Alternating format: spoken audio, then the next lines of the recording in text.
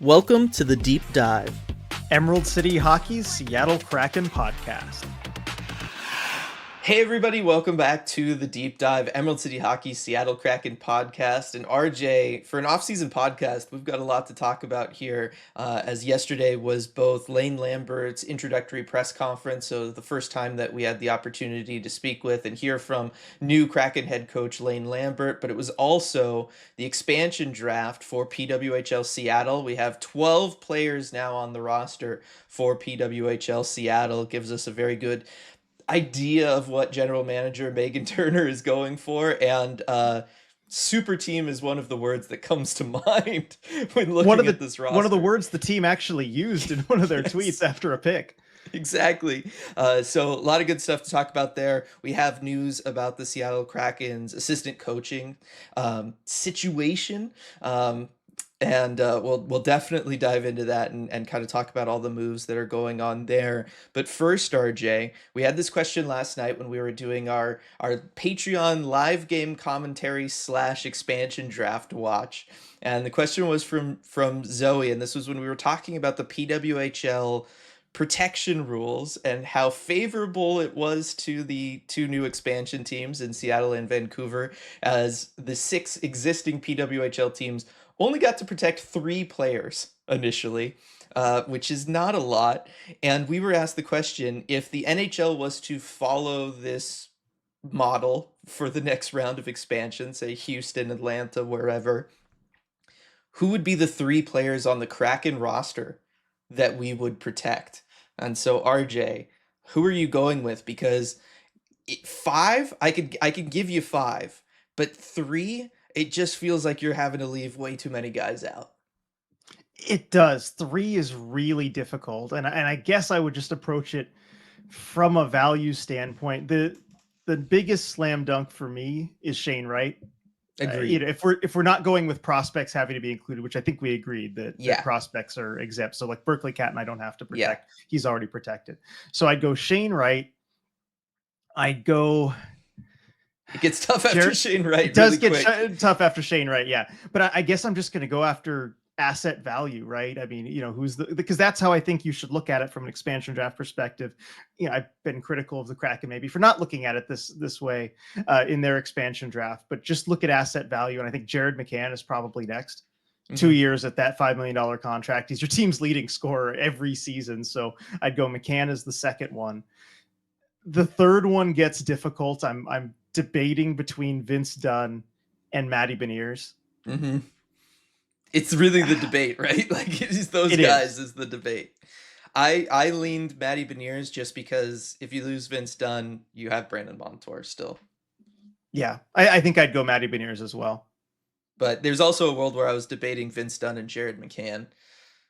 As far as like I'll keep 2 young guys and then have like one person who can help like make everything go and work. But I'm with you. The value of McCann on that contract is just too great to ignore.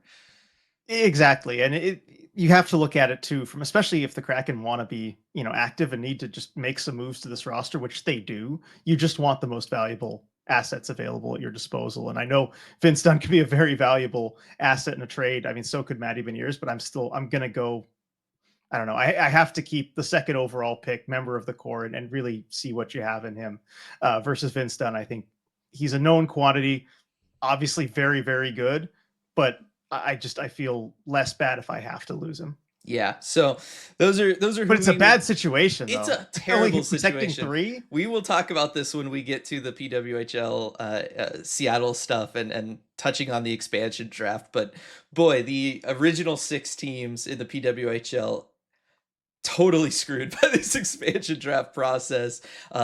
Expect everybody, while we are cheering on PWHL Seattle, for us to have an immediate rivalry with all 6 of those franchises, and just know that those franchises, those fan bases are going to be salty towards us, and just know that going in, and then enjoy when Seattle uses all of their players to walk all over them. Yep, it's gonna be a pretty good start, I think, for the Seattle franchise, and yeah, that's gonna invite some backlash, but it'll be entertaining. Yeah, what would make this easier in the NHL thing is you're protecting three players, but there's so many more franchises to pull from that you're probably not getting as decimated as some of these PWHL teams that just completely obliterated. Well, that's the thing too. In the NHL expansion draft, it's just one player that you're losing for each franchise, and so it's fairly survivable. But with the PWHL, I mean, you're losing probably four players. I mean, Mhm. so imagine it's not, oh, you're just losing, say, a Vince Dunn if you leave him unprotected. You might be losing a Montour as well. You might be losing, Joey Decord, Yeah. next. Like you, if you lose four, what do you do with this roster? Exactly. It's a tough one, but again, PWHL Seattle benefits, and can't wait to talk about them. Can't wait to watch them next season. But as we're sitting here, RJ, talking about who would we protect in all of this, and the idea of protection, I of course want to mention our wonderful sponsor, the law offices of Rico Tessendor, because if you're ever involved in an accident and you need that legal protection, Rico Tessendor is absolutely the person to contact, and he will provide that for you. Definitely. I mean, you can be on Rico's protection list, and Yep. there's no 3-person limit or whatever. Hmm. If you need him, he will be there. Just give him a call for a free consultation and see how he can help you. Yes, Rico's protection list extends to thousands of people in the greater Seattle area, in which he's helped them win millions of dollars. We always appreciate his support here on the podcast. And while we hope none of you ever need his services, the odds say that at some point someone out there will be involved in an accident, whether on the road, at work, or anywhere in between. And when you are, we hope you call Rico at 425-778-9800 or visit his website, ricotessendor.com, to schedule a free consultation that RJ mentioned, and you can join. We should make like he should make stickers. We should work with Rico and make like stickers for like you're on the protection list. These other bumper stickers or something. Yeah, look like protection chips in our hockey GM board Yes. game that we play. That's an obscure reference. Yes. Good stuff there. All right, so let's talk Seattle Kraken here, RJ. We have some news on the assistant coaching front. We were waiting for this. We obviously, knew that the head coaching position was the priority, and then once they hired a head coach, the assistant coaching situation would get figured out. And the first dominoes fell on that assistant coaching front earlier this week, and I feel bad for you, man.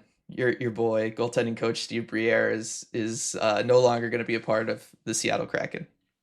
Yeah, it was disappointing news to hear. And actually, I think we were live recording the Red Red Glare Glare, yep. podcast. So if those of you on the Patreon heard my live reaction to reading it, I think you were in the middle of saying something. And I was like, no. And that was my reaction to Steve Briere being let go. So the Kraken do let go Steve Briere, goaltending coach, as well as Dave Lowry, assistant coach. And I think the Lowry move was fairly predictable. I think there was going to be some turnover in the coaching staff. Lowry did survive the Hackstall firing, and it's rare that you see an assistant last through 3 different head coaches. And so I think they were due for some turnover there. But Steve Briere was a surprise to me because he has done fantastic work since taking over after year 1 with Joey Decord, kind of helping him get to the level that he has been as one of the top goalies numbers wise in the NHL. And then even in year 2, getting the best out of Philip Grubauer that we've seen, of Grubauer in a Kraken jersey. And then also Martin Jones getting a nice little run of goaltending out of him. But I think the biggest thing too, after taking over for Andrew Allen, and this is not a comment on Allen, who's still in the organization, by the way, is just that Steve Briere kind of made things fun again for the goalies. And you could see that the lighthearted nature, the fun in all the drills, and he made it fun to work really hard and do all the things you need to do to be the best goalie you can be. And so we've heard great things from him, from all the goaltenders who'd worked with him. And so I'm still left wondering, what was missing there? Where didn't he reach expectations? And I think you could look at the play of Philip Grubauer and say, well, that's the part of the goaltending that wasn't up to snuff. But I really don't know how much of that is on Steve Briere and how much of that is just on a goalie who statistically has been the worst in the NHL in his time with the Kraken. And I don't know at age 34, who's really going to turn that around. Exactly. It's one where it feels like if you're keeping Grubauer, maybe you want a different voice to work with him, but To your point, Steve Briere not only made Joey Daccord work and play extremely well at the NHL level, but you look at some of the other goaltenders they've had in the past before Joey was ready and came up. Martin Jones, the career resurgence for Martin Jones that happened in Seattle under Steve Briere. Like he's managed to make it work with everybody. It feels more so like it's a Philip Grubauer problem. Philip Grubauer himself basically said that it was a situational problem at exit interviews, right? Like this is the whole thing was when we spoke at locker cleanout with Philip Grubauer, he basically said like he's just not set up to be in a backup position. He needs regular starts in order to be, in a rhythm and to play at his best. And the idea of starting once a week or once every other week, he's just not able to get into that rhythm and therefore he's just not able to perform, which was quite an admission from a professional athlete to basically say like I can't do something that you're asking me to do. That doesn't happen very often. But if you have the goaltender basically saying that, I don't know why you then lay the blame for that at the skates of the goaltending coach there. So I don't know if it was just they feel like, look, it's been 3 years. They just want a fresh voice overall. I don't know what the idea there is, but I don't know. Do we think that this has something to do with Grubauer? We did have the Frank Saravalli conversation with Sean, one of our Patreon members over on Twitter, saying that the Kraken will not be buying out Philip Grubauer. I think we're taking that with a grain of salt because what else are you supposed to do with Philip Grubauer? Like again, he just told you during locker clean out he can't be a backup goalie. You get what? You're gonna make him the starter again? You're not doing that. No, you're definitely not. And I think we can, move into the Grubauer conversation here as a bit of an aside, but I think it only really makes sense if you do move him. I mean, with his words, he's kind of made it clear that he can't do his job as a backup goalie. And with his play, he's also made it clear that, with that amount of starts, he can't be good enough for you. And so it just makes sense to move him. Now, there are other ways to do that besides a buyout. And yeah, Frank Saravalli seemed pretty darn confident in his interaction there. Just as source, me, they're not buying him out. That the Kraken weren't going to go that route. I think there is still the possibility of a trade. You can work out a trade. I think if you're just trying to dump the salary, it gets really difficult because according to Puckpedia's I forget what it's called, but like their salary dump calculator, essentially, just the value of salary that you're giving up. Which great tool, by the way, recommend it. Even at 50% retained for Grubauer, the cost to get rid of that amount of salary is a late first round pick. I mean, you're talking probably one of those two Tampa picks that you acquired in the Bjorkstrand and Gord trade. And for me, that's just not worth it to have a minimal savings over the potential of a buyout where you're not giving up any assets. And at full freight, that contract, I think it's the equivalent of the 18th pick in the draft, which is, a lot of assets. So that's probably a Tampa pick, a second round pick, and maybe some more as well to reach that value. So I think the most likely thing as far as a trade is just bad money in, bad money out. Just trade it for another bad contract for another struggling player. And maybe the Kraken can find a solution there, but you're still not going to get any kind of good value in that kind of move. But I just think it only makes sense if you move him out one way or the other. Yeah, exactly. So we'll see what ends up happening there. Elsewhere on the assistant coaching front, I mean, we got the confirmation from Lane Lambert yesterday that Jessica Campbell will be back as an assistant coach with the Seattle Kraken. That was something that the team had already talked about wanting to see happen. They were leaving it up to the incoming coach, but they had made it pretty clear that they wanted or they would like to have her back. And then also just on the rumors around that situation that the team was really forcing it. I don't know if the team was really, kind of gonna make that contingent to whatever head coach was going to sign there, but I don't think that it cost them head coaching candidates the way some people were making it seem, especially after that one report from a Philadelphia Flyers beat reporter who had said that around Rick Tocchet and Mitch Love. Rick Tocchet was never coming here. I don't think it cost them Rick Tocchet and Mitch Love. They interviewed Mitch Love. Other teams interviewed Mitch Love. Mitch Love didn't end up going anywhere, so I don't think it cost them Mitch Love either. the idea of having Jessica Campbell around. And as I've talked about before, this is not unusual for assistant coaches to carry over and for there to be some continuity. And we're seeing it around the NHL right now as other head coaches were hired and assistants were kept on. I mean, you mentioned it earlier with Dave Lowry last year staying on from Hackstall's staff to Dan Bylsma's staff. But we have examples of it. Chicago, Andrew Sorensen was the interim head coach last year, and he's staying on with Jeff Blashill, under Jeff Blashill with the Chicago Blackhawks. So there's an example of somebody carrying over. Multiple assistants at Boston are going to carry over under Marco Sturm, including Jay Leach, who interviewed for that head coaching job. So you can maybe wonder why he would want to stay there and go under somebody else. But like there are multiple examples around the league of this happening. It is not unusual for the scenario to play out. I don't think that we need to read all this extra in just because it's Jess Campbell, the way a lot of people have kind of been going for certainly in the national media and then some within the Kraken fan base. Like this is just something that happens. Right, it is. It's common. We talked about it with Sturm and the Bruins staff. And by the way, that was an outside hire too. I mean, would we have brought up Dave Lowry in the past? Like, well, that's someone from inside the organization. They're going to want more continuity. But you do see it with outside hires like a Sturm and with Chris Kelly and Jay Leach staying on the Boston bench. Organizations sometimes Blashill coming in from Tampa in Chicago. Exactly. Or Blashill, who's coming from outside the organization and with less experience with the organization that he's going to. I know Sturm was a player in Boston, but still, it's just a common thing that you do see. And so like I don't doubt that the Kraken organization really wanted Jess Campbell back. And I think they were probably always going to hire somebody who was just okay with her being there on the staff. Mm-hmm. I don't think they were going to hire anybody, that had a problem with it.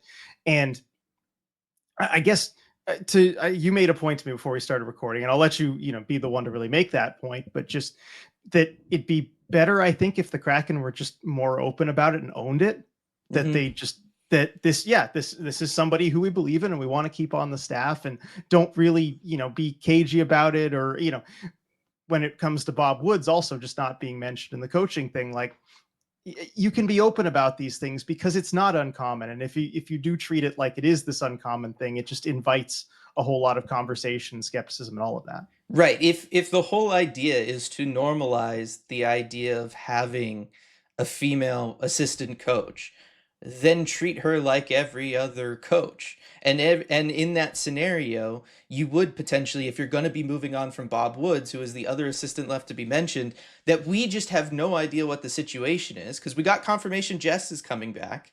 We got confirmation that Steve Briere and Dave Lowry are not coming back, but nobody has mentioned Bob Woods by name in any capacity. We know that they're still reviewing. And I'm worried that the situation around Bob Woods is that Bob Woods was not going to be back, but they didn't want to let go of everybody but Jess and then feed into the rumor or the thing that a certain group of the fan base was trying to start around them, not wanting to fire the only female assistant head coach, assistant coach in the National Hockey League, blah, blah, blah. I think it's very reasonable for them to want to have Jess stay on. Lane Lambert talked about her yesterday, talked about the wonderful work she does with their young players, having that continuity from somebody who was in Coachella Valley, who has continued to work with the young players with the Seattle Kraken at the NHL level, like having that continuity with somebody who is going to be working with players like Shane Wright, Matty Beniers, who already has a relationship with them, makes a lot of sense. Again, we're saying other teams do that when they hire outside coaching hires. I don't know why you wouldn't, again, just own that. Just be like, yeah, we like the work that Jess does with these younger players, so she's staying, everybody else is gone, and then Lane Lambert's going to hire the assistants around that. Like, that's what any other organization, that's how you would handle this if she was a male assistant coach. Why not just handle it that way? And I'm worried that whenever we get the announcement for the incoming new coaches, we're going to also get the announcement that Bob Woods will not be back. And it just feels like you're worried about singling her out in this process. She's going to be the singled out one if you end up letting go of Bob Woods. Just own it, treat it the way it is, and stop trying to, I don't know. Like it feels like you're feeding into the negative side of all of this, or the what people are trying to turn into a negative. Right, and it's difficult for us as media too, because I mean, we just laid out kind of what we believe about the situation, that we think they want her back, and that we think that's okay and not uncommon. But when you do treat it differently, and when you do, I mean, even in the presser with Lambert, like it doesn't help us try and Yes. to go after that narrative when you say, very first thing, well, first of all, Jess will definitely be back for sure. She's wonderful. And then as for everybody else, it's under review, and we won't mention anybody else by name, but we're in the process of evaluating everything. But Jess for sure is going to be back. Just treat it as you would any other assistant coach, and I think there wouldn't be as much of a problem. Yeah, it's so we'll see what happens. Obviously, we talked about Bob Woods in the past, and certainly when this like dropped, we talked about it. But Bob Woods was in charge of power play and defense last year. Those were by far and away the two areas in which the Kraken struggled the most. It would be pretty shocking if Bob Woods returned, and that's why I think again it's really unusual that he just hasn't been brought up at all yet. It's just weird. Like I said, it's Yeah. they feel cagey. It's all vague. It feels like you're trying to tiptoe around something. Like just tell us straight up. If he's gonna be back, just tell us he's gonna be back too. Like okay, whatever. Maybe you think that there was good foundations being built last year that they can be built upon. I would love to know what those were, but you know what I Yeah. mean. But just own it. Whatever it is, just own it. Right. And it's the timeline too, where, okay, if you're in the process of evaluating your assistants, why is there a different, I guess, level or timeline for evaluation for a Bob Woods as there is for a Dave Lowry or a Steve Briere or a Jess Campbell? It feels like you're Yeah. evaluating your assistants on a different timeline and scale. It does look like there's different treatment for everybody. And this is not a Jess thing. It's just whether it's Lowry, Briere, everybody, it feels like there's just a different level of evaluation. Maybe you go one by one, I guess, but it feels off. Teams It usually do these announcements at the same time. Yes, yes. It feels very strange. Usually you get two announcements. One is these are all the people that will not be back, and then you get a second announcement that's the new hires, or you get one announcement that is these people won't be back and these are the new hires replacing them.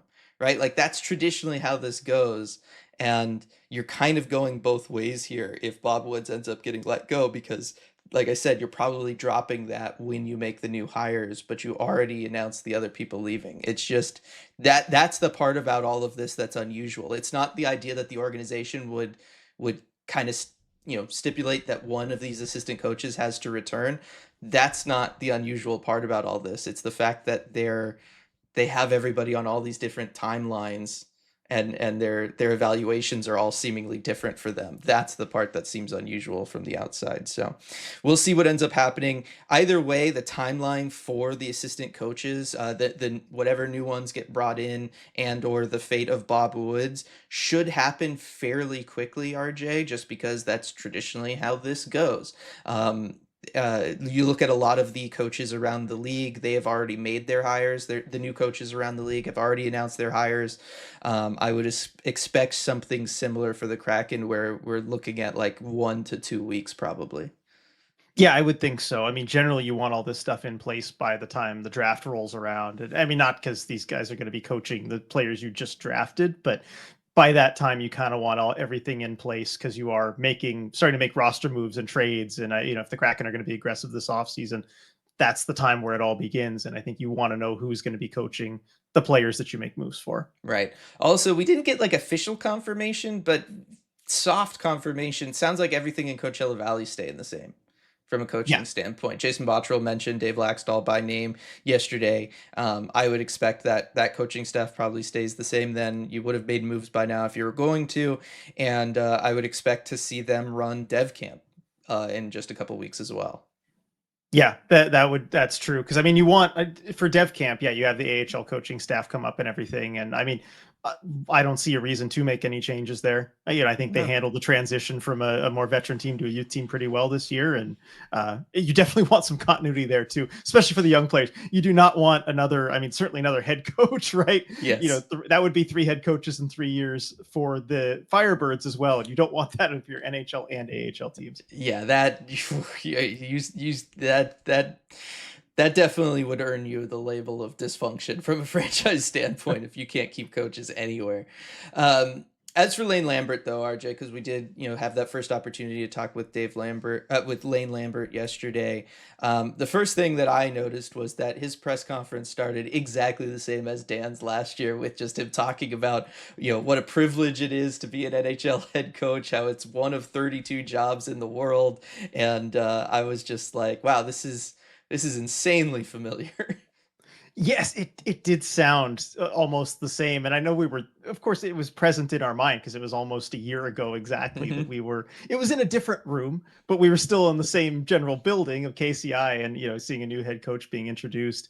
And I don't want to start things out on too negative a tone, and I don't mean it this way, but I just think that kind of talk also is maybe a result of we're 3 coaches in, and I don't think the Kraken haven't hired a coach that other teams have really wanted or had at the top of their radar. So I think that's just kind of going to be the inevitable feeling of, yeah, I feel very privileged and honored to have one of these 32 jobs.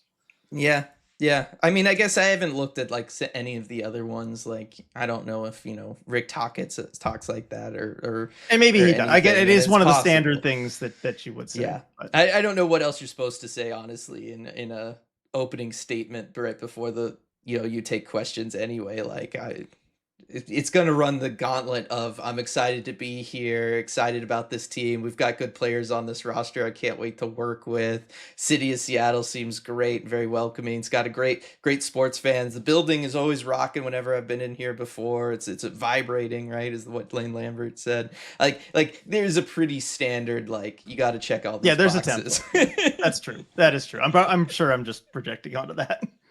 um After that, though, what did you think about what he kind of had to say? Because I don't know. I don't want to say that I was like underwhelmed, but it felt like everything, all the answers, both from Lane Lambert but also from Jason Botterill, were all just kind of, again, the standard answers. It felt like they were checking all the boxes. Did anything stand out to you from him talking about establishing a culture or what he wants to do with this team?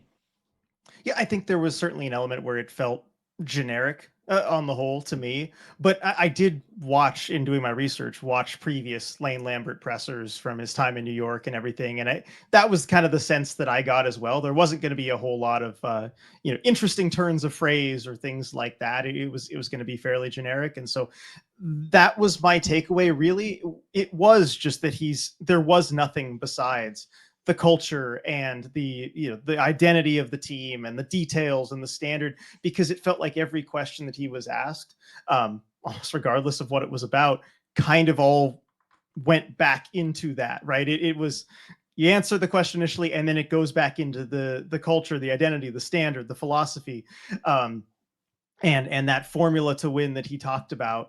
And I mean, I think we should just go ahead I was gonna and say, talk I've got the about quotes that. up. Yeah, I do too. if Yeah, go we ahead. You want to go I was for it? gonna say, yeah, on that formula for winning, the quote was, everyone has to be on the same page, and when they are, you will have success. Everybody's responsible for a job. Everybody has a role. Everybody knows what that role is. And look, obviously, if you're a Seattle Kraken fan, that is what you want to hear, because that has been something that this team has struggled with the last 2 years. The problem is, I've stood in front of both Dave Haxtell and Dan Bilesma and heard the same thing before, and we haven't seen it then, you know, go out there on the ice and be the case consistently. I do think that when Lane Lambert says it, there seems to be a different weight behind those words. Like, I do find myself believing it coming from his mouth a little bit more than I did from the previous two guys, and maybe that's because he is, um on the whole, maybe a little bit more serious, or less jovial in how he's going to go about doing things.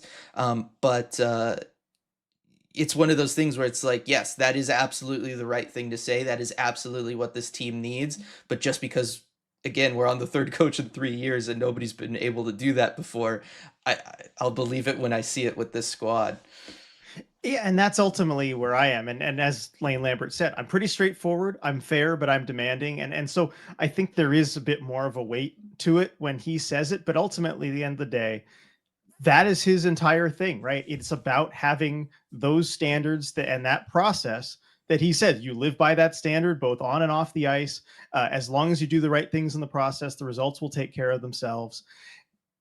He is banking everything on this process and making sure that the team is detail oriented, that they're structured, that they play exactly the way that they need to play with very little margin for error, I think, given the amount of talent that's on the roster. And the real question is just, is he the man that can actually get them to play this way? Because as you said, we've heard that from Dave Haxtell, we've heard that from Dan Bilesma, and this is a team that in the past has not responded to anything, any button you could press. They've scratched players. The owner has come and visited for a road trip. You've had the goalie sent down to the AHL. Every button you could possibly, had coaches yelling at you during practice. Haxtell made sure to do that. And no matter what button you press, the team has not responded. This is a group of players that just has not responded to any kind of motivation these past two coaches have thrown at them. Can Lane Lambert be different? Can he be the one to actually get that message across? And we're just not going to know until the season arrives. Mm-hmm. I think he talked a big game with that. And I have no real reason to believe that, he is worse than any other coach at being the one to enforce that. In fact, like, I felt confident listening to him. Like, yeah, he can whip a group into shape. Just generic A group. He can whip a group into shape. And I really do believe that. And he showed that with the New York Islanders. Exactly. That he was able to do that with them, at least for one season. And so, yeah, I think he's probably pretty good at that. My big questions are just, can he whip this group into shape? Can anybody whip this group into shape? And so I still have those questions, those doubts, those concerns, but those aren't really on Lane Lambert. No, I'm with you. And I do like what he said about accountability too. Mm-hmm. He said, you set a standard, you don't deflect from that standard, you don't deviate from that standard. And again, it's an everyday thing. You do the same things every day. It's repetition. And if something isn't right, you take care of it. You have to nip it. And so, that's the key to accountability. You can't turn a blind eye and let something slide. That sounds great. I think that's what Kraken fans have been wanting to see, wanting to hear. I think that's what this group needs. But it's one thing to say that. It's another thing to press the buttons to implement that, which I believe he will do. I do when too. It's necessary. But then it's a third thing entirely for the group to actually respond to that and play better. And that's just still where my questions are. But again, that's not Lambert's fault. Right. Right. Like we're saying all of this, and we do, to make it clear, like, this is not a reflection on Lane Lambert. This is a reflection on the group that the Kraken has. I do think, though, that there are two big key differences that Lane Lambert's going to have that Dave Haxtell and Dan Bilesma did not have, that could make it so that Lane Lambert is the guy that's able to do this. The first one being that, we talked about this, and certainly, people in the community were talking about this. I do think that there has been some level of roster turnover of certain individuals that are no longer on the team that will make this maybe easier. So I want to say that I do think that is something that could come into play here. The other thing is, he's going to have a general manager where this roster and this group are not his guys, right? Like, yes, Jason Botterill has been around and been a part of the build and everything since the beginning, but Lane Lambert's going to have the backing of the front office in a way that I think it's fair to question whether or not Dan or Dave did when Ron Francis was the general manager, just because Ron put together that group. Also, you didn't necessarily have a lot of young players ready to come in either, if you're talking about holding guys accountable by scratching them or sending them down or doing anything like that. That hasn't really been an option for a Seattle Kraken coach before, but I feel like it'll be an option this upcoming season because you have more young players that are going to be available to be called up and can reasonably, you can threaten a veteran who's not performing to the level they need to. You can threaten their job in a way you have not been able to prior with those young players. And I think you're going to have a general manager who, because these are not the contracts that he signed. These are not the players that he specifically went out there and targeted in an expansion draft or in free agency or via trade. Who's going to be more open to the concept of maybe some of those guys sitting if they need to sit?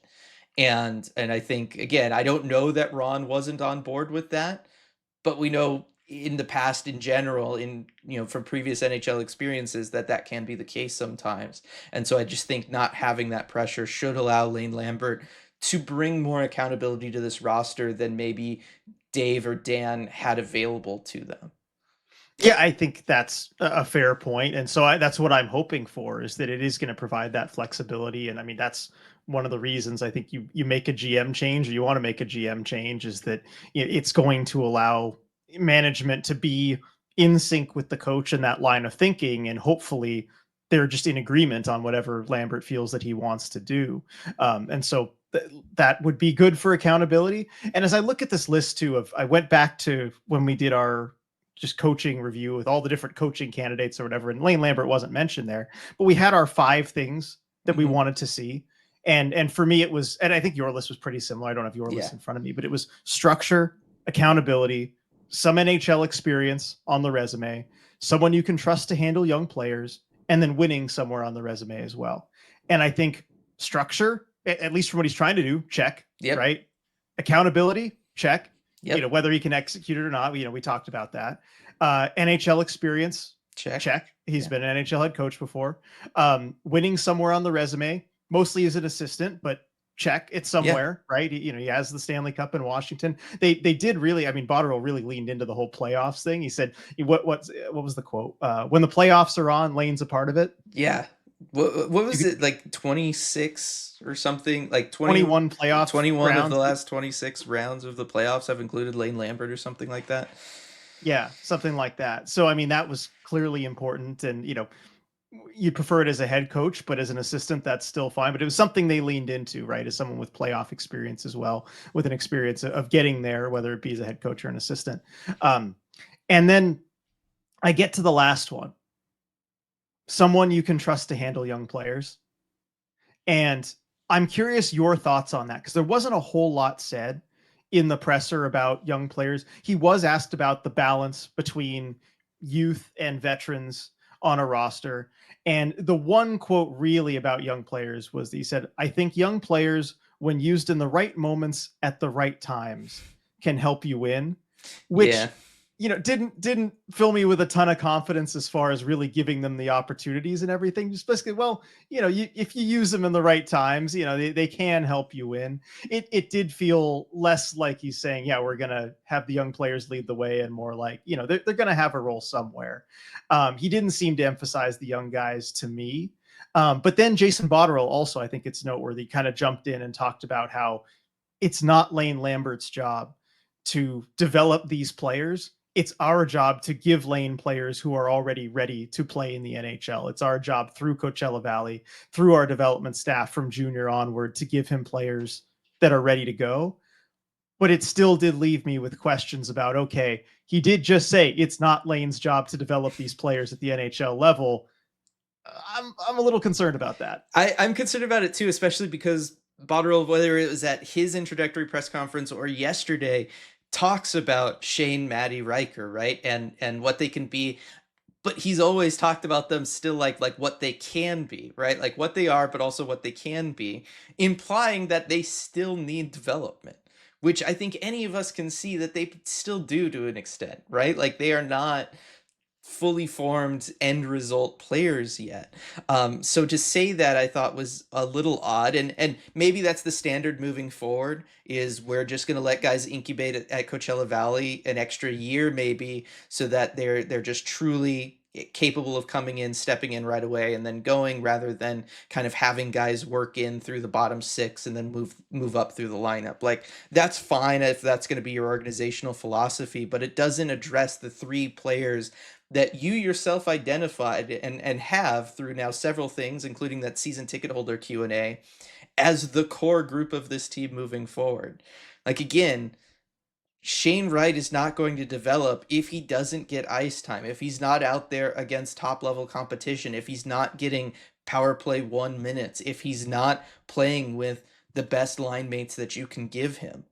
Like, he is just never going to develop without those things. That's just how players work. And I'm with you. The one place that I did feel like Lane Lambert didn't check the boxes I wanted him to with his statements was around the young players. And I think that again, this goes to the larger, what does this organization want to be on the ice next year, which is, do you want to be developing that young core, and you're committed to that young core, and we need to give them every opportunity to become successful, because ultimately that's our path to Stanley Cup contention?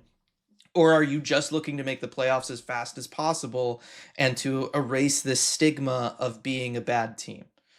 Because those are two different things. And they've been trying to say both things all along. They continue to do that. And the bottom line is, we saw last year was the ultimate example of how you cannot do both of those things at the same time. It is impossible to do those two things at the same time. You cannot have Shane Wright on the NHL roster and say, like, yeah, the future is yours, buddy, and then have him on the third line constantly, or at times the fourth line. Like that, it just doesn't work. And especially also when he's potentially better than the guys further up in the lineup anyway. Like, that also doesn't lay into it. So I think that it's one of those things that I feel like Lane Lambert can go either way. Like, I feel like if the organization was like, hey, we really want to give Shane Wright some minutes here, and we want to see him develop, I do think that Lane Lambert's the kind of guy that can work with him and do that. But I worry, if left to your own devices as head coach of this team, given that they just fired two coaches in the two previous off seasons before you were hired, you're just going to feel like you need to basically do what Dan did last year, which is, I need to put forward the lineup that I think is most likely going to get me a win, because if I don't win, they just showed that they'll get rid of me after 1 year. Like, you have zero level of job security if you're Lane Lambert, based on how they treated Dan last year. And so you're basically forcing this coach into a scenario in which, yeah, they're at times potentially going to prioritize win now and playing veteran players over developing players like Shane, Matty, or Riker, even though you have the general manager every time we hear him speak saying how Shane, Matty, and Riker are the future of this franchise. And that's exactly where I was going to go with this. And I think you explained it really well, is that you have to pick a direction for what you want this team to be next season. And that's okay if you're going to just say, look, we're going to try and make the playoffs. Like, that's what we're doing here. And maybe it means sacrificing some opportunity for the younger players, sacrificing some development there. We need to get rid of this stigma of us being a bad team and being a losing team. That's the goal. That's the direction we're taking. Fine. Then do that and commit to it. But I don't see commitment in that direction, or the other direction for that matter. And I mean, when asked, how much pressure there was to perform right away, he got questions about this, and he backed up. He said, "It's a process, it's a journey. If you do the right things every day, then it'll get better every day. You don't get too far ahead of yourself." There's a real, whenever concrete expectations for next season are presented, and it's not just a Lambert thing; it's to Lambert, to Botterill, to anybody, they back off right away and do not want to set any concrete expectations or direction for next season. And I understand why it just logically makes sense to not want to set a standard that you then can be held to. But I think it's important that, at least internally, maybe they don't have to tell us, but at least internally, that you pick a clear direction as far as what you're trying to do next season. And so I'm still left wondering. I think the offseason moves will tell us a lot more about that. But I'm just hoping that it is not somewhere in this middle, because, as you said, last season was the ultimate proof. You can't do both things. You have to try one way or the other. And so I guess if I had to guess, they're probably more in the camp of, we're going to try and do as well as we can next season and make the playoffs. But I still haven't seen that with the roster moves yet. We're going to need to find out, depending on what they do and how much of an aggressive stance they take in the offseason. But I imagine that's still probably more likely to be the blueprint. Because I went into this whole thing, and I'll ask you this question, because I went into this whole presser thinking, okay, my default assumption is that the blueprint, as I mentioned beforehand, that the 2022-23 New York Islanders are the blueprint for this team. That is exactly what they are trying to be, is that year's Islanders team. and I didn't leave this feeling any differently. I didn't hear anything that would persuade me otherwise. Did you feel that way more or less going in? And were you persuaded? Kind of what was your default feeling about next season and the idea with Lane Lambert? And was that changed at all through this presser? I went in really trying to just keep an open mind. Again, there's so many different directions this team can go. Let me just hear from Lane. Let me see what it sounds like this team is doing. And then I left basically being like, well, there's still a lot of directions this team can go in. Okay. And again, I don't want to be in that spot, and I don't think that it's fair for the fan base to be in that spot anymore. Like we had that all last season where it was, you bring in a new coach. He's the guy from Coachella Valley. Everybody's excited about that. We know what he can do with the young players. It's full season of Shane Wright. It's full season of Riker Evans. Like, you had it so set up last year to be the year of developing the young guys and establishing your core. And then you went out and you signed Brandon Montour and Chandler Stevenson, and you made roster moves that said we want to be competitive right away. And then you put everybody in this spot to, like I said earlier, do both things, and it's impossible to do both things. And the fan base would have been on board with last year. Basically, you could have had the exact same record as you ended up having because you were a bad team. You might as well have been a team that was focusing on youth development and letting guys learn lessons the hard way and living with those, the end result of that, because you had a terrible record anyway. You could have done all of that last year, and the fan base would have been okay with it, or more okay with it, just because, oh, we see what's happening, right? Shane is getting 18 minutes a night, and yeah, sometimes it's ugly, but there's also been some highs, and moving forward, there'll be more highs than those ugly moments, right? Like, everybody can get on board with that. And what I'm worried about is that you're putting the fan base in this situation where it's impossible to have that same fervor and energy around the team because you just don't know where to place it. Like, all fans really know right now is that they're sick and tired of watching losses, right? They want to see the team perform better, whether that's young guys playing and performing better, and then the team result maybe still isn't there, or it's that the team result is better. But again, like, you just have to pick one of those. Like, that's And all I people want. and I think Kraken fans, really Seattle sports fans in general, are can be very forgiving. Yeah. And you can sell them on the future and hope and all this stuff. They don't need lots of wins immediately all the time. I think, through all Seattle sports, that's been shown to be true. Um, as I think of the Mariners, but I think you at least owe it to your fans to make it crystal clear what you are trying to do, Mm-hmm. so that they at least can be on board with that, and so they can, judge it fairly whether or not the team is living up to expectations. And I think that's something that's been very difficult to do over the last year, and trying to do both things. And I think for a management group, it can be beneficial, I think, in an unfortunate way, because if you never had any actual goals that you've stated, technically you cannot fail. And I think that is part of it, not wanting to set these actual goals. But I think it's just something that you owe to your fans, so that it's easier for them to follow along with the team and understand what you're trying to do. Right. The greatest danger right now in my mind for the Seattle Kraken is fan apathy. And I didn't walk out of the press conference yesterday feeling like that's not going to be an issue next year. And that worries me. And that's something I just don't want to see. And it felt like we were starting to see that last year, right? Like, post games just turned into the same conversation over and over and over last year. And when that happens, when your only takeaway from watching your team is that, you know, this guy should be playing more, the team is inconsistent, they're not, you know what I mean? Like, they're just not good enough, Mhm. whatever. At some point you lose the energy to want to continue to tune in every night. All of a sudden you maybe start missing one of the games each week, right? Like, that's how it starts, and it felt like that's what was starting last year.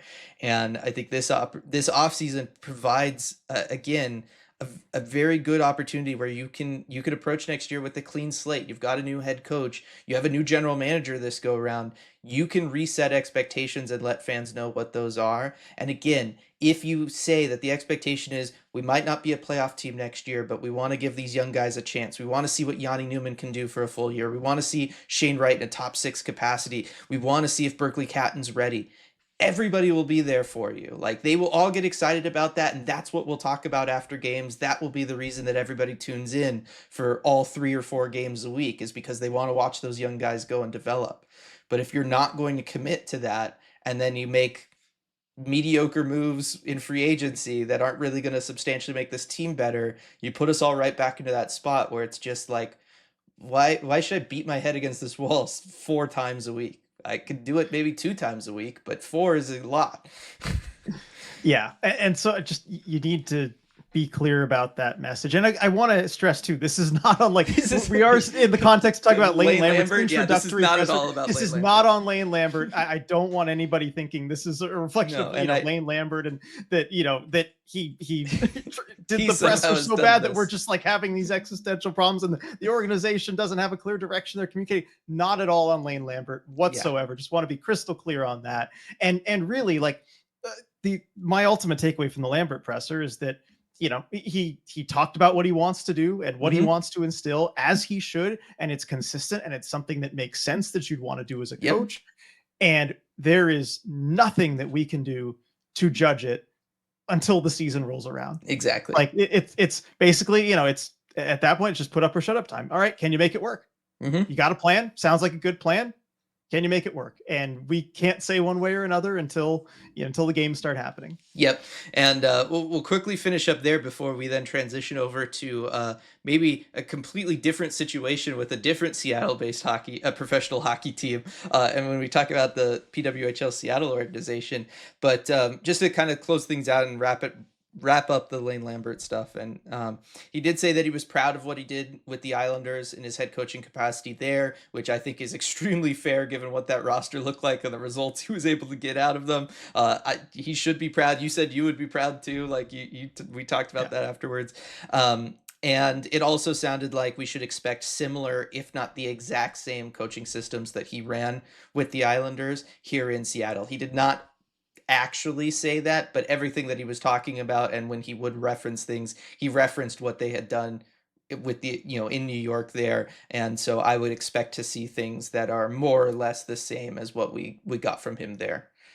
Yeah, and he was asked how much would carry over from New York as far as what he did, and I think he said something to the effect of a lot. Yeah. So it's going to look a lot like that, and so I think stylistically that Islanders team is probably the blueprint. Yeah, that's the model. And we looked at all those kinds of systems last week. If you want to go and refresh, you can look at the video version of the deep dive. We had those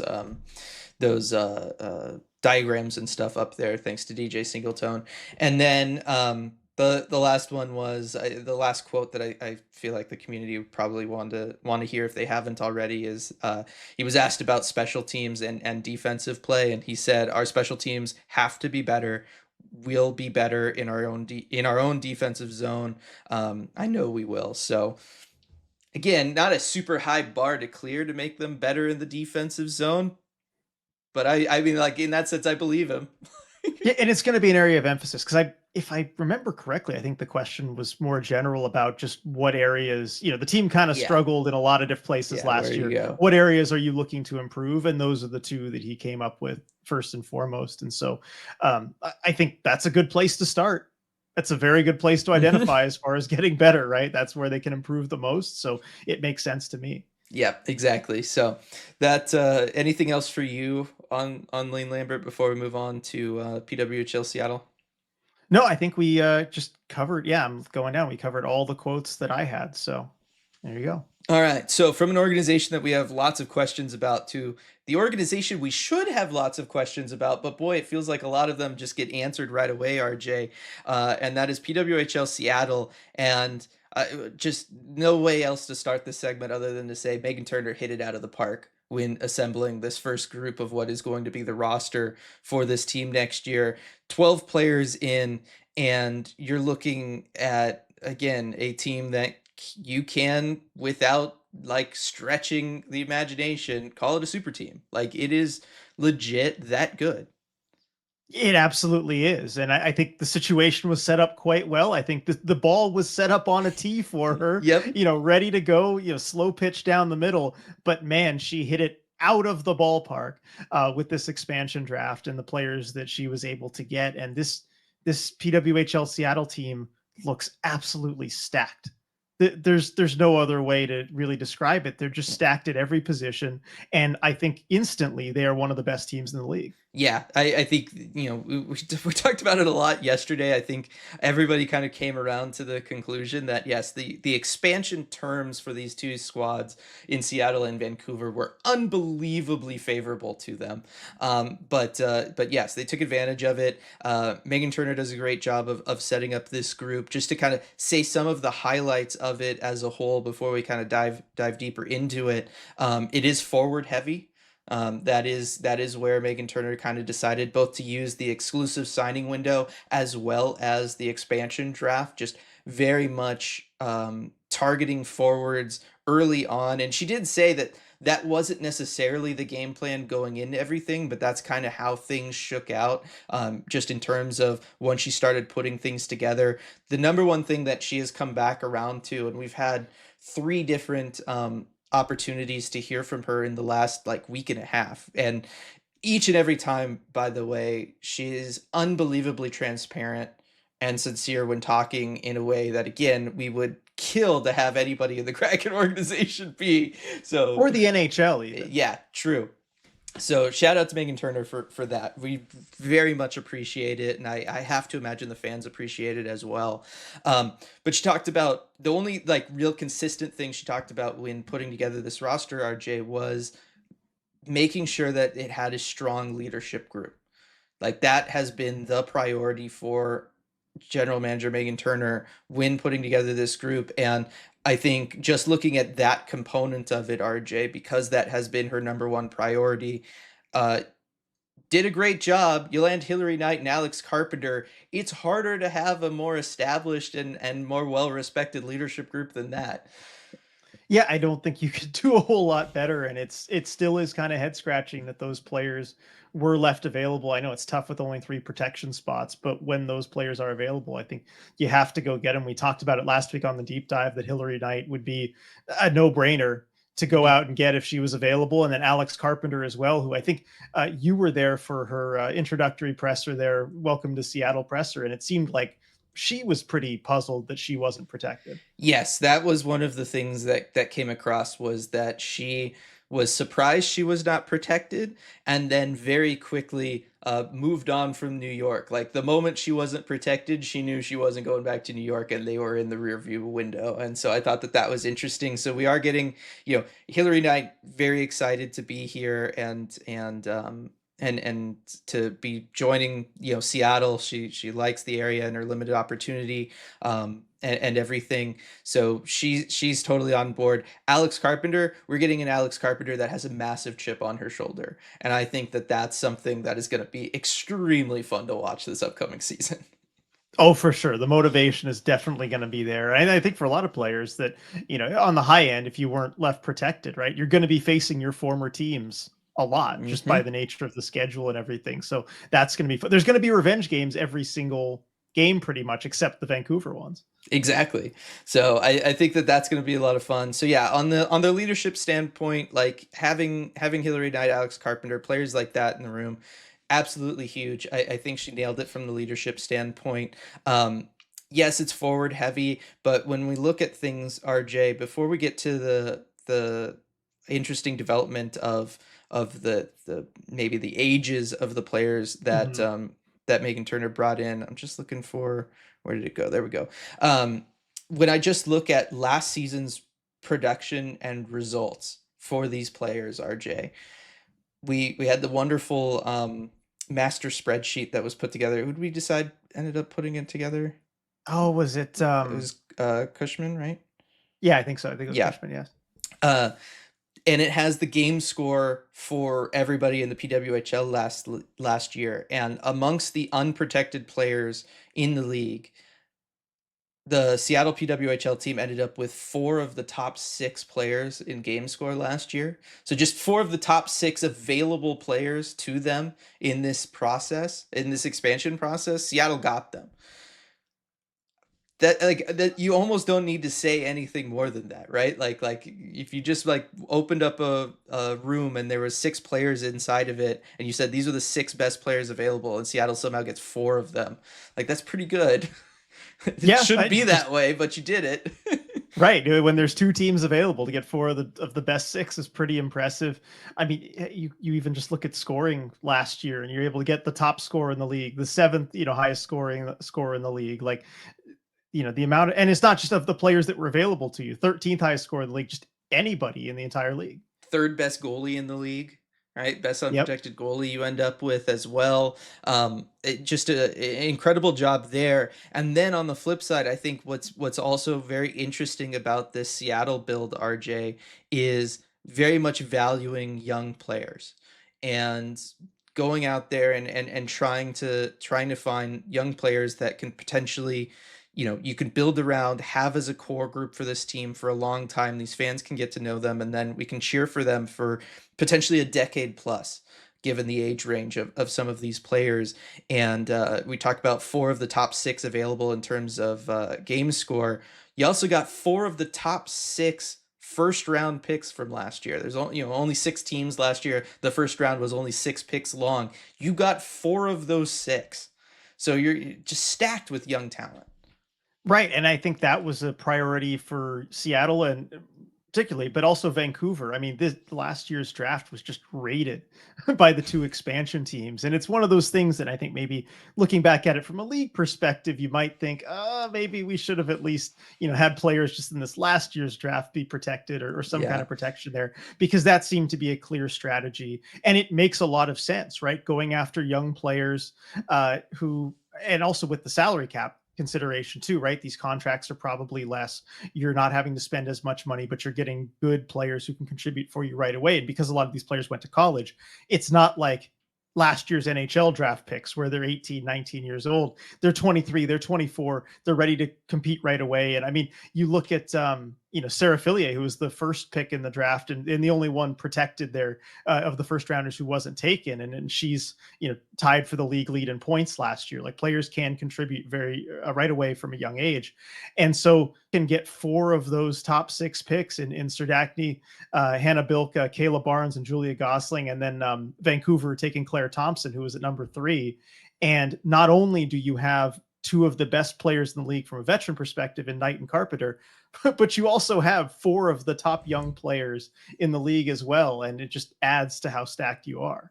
Yeah, and like looking at points per 60. So like Hillary Knight had a points per 60 last year of 2.61, and Hillary Knight was tied for the league lead in points last year. But you add a Jesse Eldridge, young player, 2.54. So very close to what Hillary Knight was able to do as league leading scorer last year in a points per 60 capacity. Obviously, Alex Carpenter was up there, but we know that. But looking at some of the other young players, like Julia Gosling was able to put up 1.54 in the points per 60, but only got 13 minutes a night, going to be able to get a lot more time with Seattle than what she was able to get in Toronto. And I think that's going to be a big thing. It's going to be a big thing with really all of these younger players that Seattle was able to get. Hannah Bilka with over 2 points in the points per 60, obviously only able to play 16 games last year, but that was a big get, 11 points in those 16 games for Hannah Bilka. So the fact that you were able to get her not picking first in the expansion draft too was huge. I know you were super pumped about it. Yes, Hannah Bilka is the one player out of this expansion draft I wanted for Seattle more than anybody else. Really believe in her potential as a young forward, and also getting to watch her play at the game at Climate Pledge Arena when the Boston Fleet came to play the Montreal Victoire. And I know Hillary Knight gets all the fanfare and everything, and rightfully so. But I swear Hannah Bilka was better in that game. I mean, she put it on an absolute show, and I watching her in that game, I thought, man, if Seattle ever gets a team, and I was thinking much further out timeline, if they get a team just by the time that she's still playing in her career, that'd be cool to have her on the team. But of course, it's the very next season. So when Vancouver elected to go first in the expansion draft, I figured, okay, they're taking Hannah Bilka. That's what they're doing. Oh, well. But no, Seattle gets her with the 3rd pick in the expansion draft. So, I mean, those of you who were with us on the live stream for Red Glare saw me celebrating that pick. Yes, definitely. And then yeah, Sir Dacney, like that one that I think is going to be intriguing. They had to go out and sign Danielle Serdachny prior to the expansion draft because Vancouver was also being very aggressive. For those who don't know, Serdachny was the 2nd overall pick last year by the Ottawa Charge. Only got 15 and a half minutes per night. Ottawa was a team that ended up going on a run all the way to the finals. They lost to Minnesota in the championship, but she was part of that in a depth capacity. But when we got the availability with her, it was clear that she wanted a larger role. She didn't feel like she was kind of properly utilized, and that was really kind of maybe the reason for her struggling from like a points perspective. Only 8 points in 30 games last year for her. Again, as a forward selected 2nd overall, higher expectations than that. But just because of how things worked out there in Ottawa, wasn't really able to do that. And so she was really excited to be able to sign with one of the expansion teams. She chose Seattle. She had both teams available to her. She ended up choosing Seattle, signs a 2-year contract with Seattle, and she is absolutely pumped to have more of a role next year in the PWHL, and looks like she'll probably be centering their 2nd line. And I think she's really kind of due to pop off and be able to produce in a way she wasn't able to year 1 in Ottawa. And I think that both of these teams, in how aggressive they were trying to get her, not waiting for the expansion draft, but trying to sign her during that signing window, it seems like both teams know that too. Yeah, and for fans of the Kraken and PWHL Seattle, we've already seen the excitement that bringing in a former 2nd overall pick, who maybe was not given the right amount of opportunity at their previous organization, what that can do for a team and for the players. So I think that's a fun little theme to have in Seattle. Yep, definitely. So we talked about their forward heavy. I can't wait to see the power play that this group can put together, RJ, because like the power play, just with the names that you're going to have out there, potentially if you're running a 4-forward power play, you're going to be able to have Hillary Knight, Alex Carpenter, a Hannah Bilka, and maybe a Jesse Eldridge as your 4 forwards. Maybe Serdachny beats out one of them for one of those spots, but that's probably where you'd be leaning right now. And then like a Terralova or whatever as the quarterback, Terralova or Caleb Barnes as your quarterback. That's an incredible power play unit. Right, and you're going to have some good players that are even just left off that top unit too. It's going to be interesting to see who's there and who makes it versus fit. But name a better power play unit in the whole league. You can't. I don't think The you only can. team- I mean, the Montreal only has Poulin, and so that's Yeah. she can kind of take over at times. But I think it's the best power play unit in the league on paper. Right. So I mean, because again, like conceivably right now, roster wise, Seattle and Vancouver both like kind of have a leg up on everybody just because they were able to put together these like borderline super teams. But Vancouver chose to go so heavy, building net out, that they committed so many of their early resources to the blue line that yeah, their forward group, it's still not a bad forward group. Like again, it is still a very good forward group when you compare it to other teams in this league, but it's got nothing on Seattle's forward group. And so it's going to be really interesting to see how that stuff shakes out. Again, forward heavy. Defense is probably going to be the weak link. Like you did get the best goalie available that you could get, and somebody who is young in Corrine Schroeder there. So I think that was a great pickup in free agency in that exclusive signing window to be able to grab her, sign her to a 2-year deal, have your situation in net locked in. But I do think that the blue line is where things might get a little dicey for this squad. Yeah, and I think the hope is that your forward group is so good that you're spending a lot of time in the offensive zone and you're not having to take a ton of time defending. And I found it really interesting too, just the different ways that Vancouver and Seattle built their teams. As you said, Vancouver is very net out. Seattle's got a stacked forward group, I think largely in response to how Vancouver operated. I think Vancouver especially going first in the expansion draft, and was the first to a lot of the player signings during the free agent signing period. They kind of had first, not first dibs, but the first crack at how they wanted to build a team. And I think if you're Seattle, you want to be opportunistic, and as the GM said, right, you want to pick best player available, and so it kind of shook out that way. But it's going to make for very interesting games, I think, when the two teams play against each other that are just built so differently. And I think it's going to look, there's going to be a rivalry right off the bat. And I know that was said about the Kraken and Canucks, but this is totally different. 8-team league. And especially with the travel, you're probably going to be playing a lot of games and probably Yeah. in quick succession against Vancouver.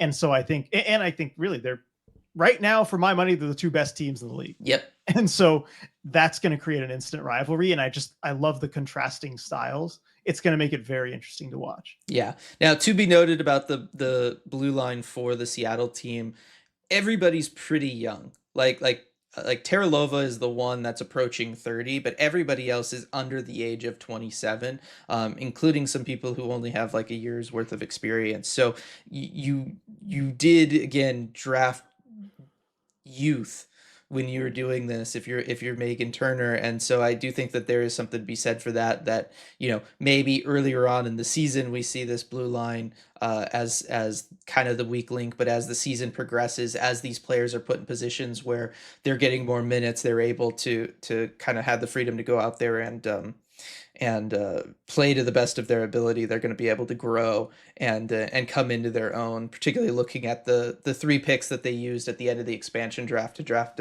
defenders, Anna Wilgren, Megan Carter, and Emily Brown. Like I think that's where we could see a lot of growth. Kayla Barnes, also again young, under the age of 27, but more established. And talk about somebody who was excited to be back. Like West Coast girl, excited to be back on the West Coast, from California, grew up in California, excited to have family come up for games and everything when we were able to talk with her. But she's just so happy that PWHL is on the West Coast. She gets to be a part of it, and she gets to be an example for young girls playing hockey on the West Coast that, professional women's hockey is here. It's here to stay. It can play in a place like Climate Pledge, and that she gets to be one of those examples for all these young girls on the West Coast specifically, that she, used to be one of herself. And so that was cool. She was very much like if you listen to that first press conference with everybody, very easy for Kayla Barnes to become like your favorite player of the first group coming in. Yeah, fans are going to have a lot of great options for who they pick as their fan favorite or their personal favorite player. I mean, there's so many directions you could go. Kayla Barnes, though, I know you were very happy to hear how excited she was to be here. And a big part of this, too, for all of these players that have been selected is growing the game and growing the market in a new city for professional women's hockey. And I know they're going to be up to that task. And I mean, it's a deep roster from an on-ice perspective, but also just a deep roster from an off-ice perspective, right? Again, Hillary Knight's going to get the majority of the fanfare, I feel like, but you've got someone like a Kayla Barnes who is thrilled to be here, and I'm sure she's going to help gain a lot of fans, just with how she plays on the ice, but also everything she does off the ice. Yeah, Emily Brown as well. I already saw people posting, interviews with her and Discord and stuff earlier today. So I think that's and the viral Sue Bird moment there too, exactly. having that connection. Exactly. So lots of good stuff on this roster. I do think it's worth noting as well, like, Megan Turner talked about last night after the expansion draft that, yes, she took advantage of the fact that forwards were what was available, in part because Vancouver targeted defenders so aggressively early. The salary cap was something that came into play for her as well. And so that's maybe why you also see at the end of the expansion draft going young with the defenders that you bring in, just maybe looking at where those contracts are at and everything. Obviously, more has to happen to these rosters. These rosters are not done. They are not complete yet. Like, just because you have 12 players doesn't mean you could field a full team here. So more players need to be added. Only 6 forwards, 5 defenders, and 1 goalie right now. So more has to come. But I do think that, in part by going with this kind of youth movement approach here and not knowing what these contracts really are in terms of money, I would imagine that Seattle should be able to be a little bit aggressive come full free agency here soon. I would think so too, just given the amount of young players. I think Vancouver probably targeted it that way as well, that they can fill the holes. Although there's not a lot of large holes that need to be filled in free agency here, right? It's probably just adding around the edges and building out your depth, but I think they are going to have adequate resources to do it. I mean, there really seems to be no downside or sacrifices No. to with this expansion format. You can kind of go and get exactly what you want as you're building a team. Yeah, just about everybody is on a 1-year deal. Cernakny, Hannabilka, and Schroeder, the goaltender, are on 2-year deals, and then Caleb Barnes actually signed a 3-year deal. So again, extremely excited to be on the West Coast. If you're a West Coast person, Caleb Barnes is your early favorite there. I know certainly as somebody from California, that was big for me. And then the other thing is also when looking at it from kind of a league wide perspective, RJ, it's kind of a low scoring league, right? Or it's at least scoring is spread out a little bit more, and so that's another reason why I could see maybe wanting to load up on forwards and saying like, look, this is a league where you know there's only going to be a handful of point per game players that can break that 2 points per 60 mark. Let's load up on as many of those because those are harder to come by, and just know that yeah, maybe our defenders and our blue line doesn't quite match up to a Vancouver's, but in a league where defense tends to win out on the average anyway, that's probably fine. Right, and I maintain that from a blue line perspective, as long as you have somebody who can munch major minutes in the playoffs, as far as the rest of the unit, it just needs to be good enough. Hmm. And I think this unit certainly can be good Barnes and enough. Terlova can do that. Exactly. That's the you have Barnes and Terralova who can play big minutes. I mean, Barnes showed even as a rookie can play major minutes on a Yeah, blue line already. So I think you're set there. And then if the forward group is that much better than everybody else, you're set. exactly. So, really, really exciting stuff there. Can't wait to see how things go down. And then we got because Vancouver chose first in the expansion draft last night, it means Seattle will get the first of the picks in the entry draft that happens later on this month. And did we establish that we have confirmation they're picking second? Yeah, we did, right? Yes, that's what they said on the show, which again just adds to the unfairness of this. Like, I think it would have been more than fair if they had just given them the last picks of the first round, pick 7 and 8, Vancouver and Seattle. But no, they're also getting the second pick in the entry draft, which, yeah, that's another really good young player. And again, as we mentioned, these players are ready to contribute right away. It's not Mhm. like the NHL draft where they're 18; they're ready to go.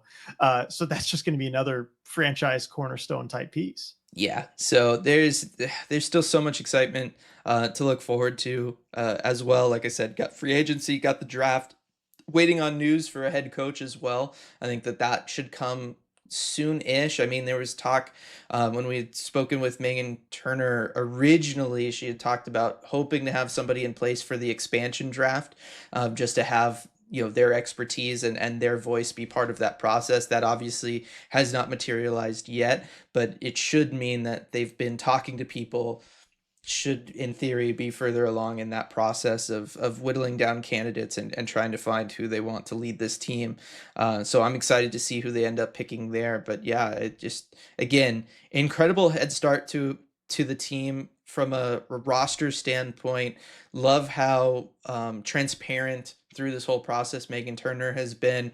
Love that this team's expectation is to go out there and field a winning squad to take advantage of the favorable circumstances. And yeah, this, I won't say anything with definitive language, so I will qualify this, but I'm very close to using definitive language. But this is a very good chance that this is going to be like the professional hockey team to watch in Seattle next year.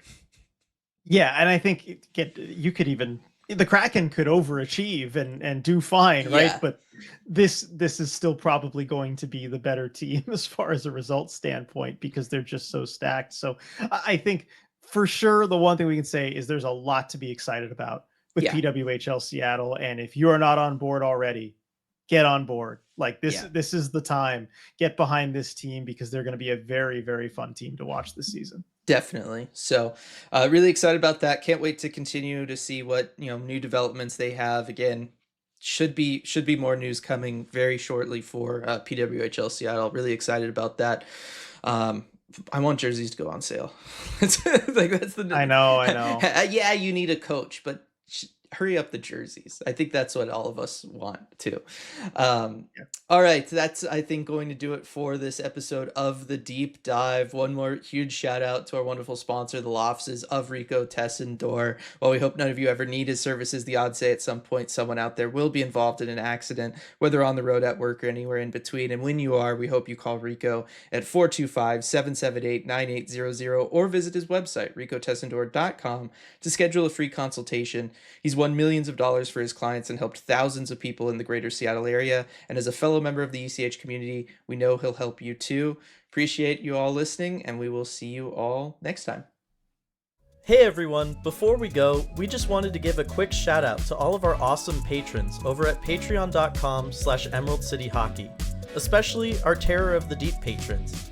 Thank you so much for making all this possible. We really appreciate your support.